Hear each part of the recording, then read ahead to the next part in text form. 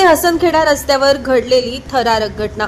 जातेगाव तालुका नांदगाव येथील 16 वर्षीय तरुणी शाळेतून घरी जात असताना पाठीमागून आलेल्या छोटा हत्ती गाडीतील एका सराईत गुन्हेगाराने मुलीला बेशुद्ध करून गाडीत टाकलं।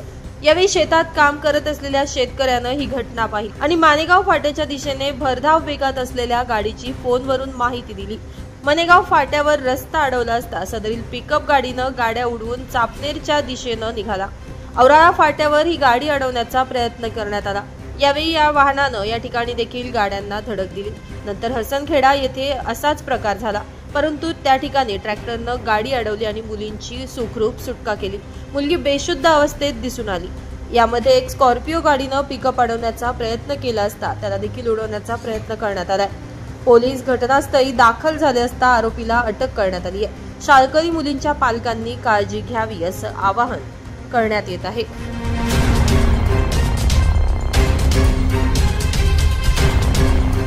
नाशिक माझा न्यूज साठी प्रतिनिधी भागवत झालटे, नांदगाव।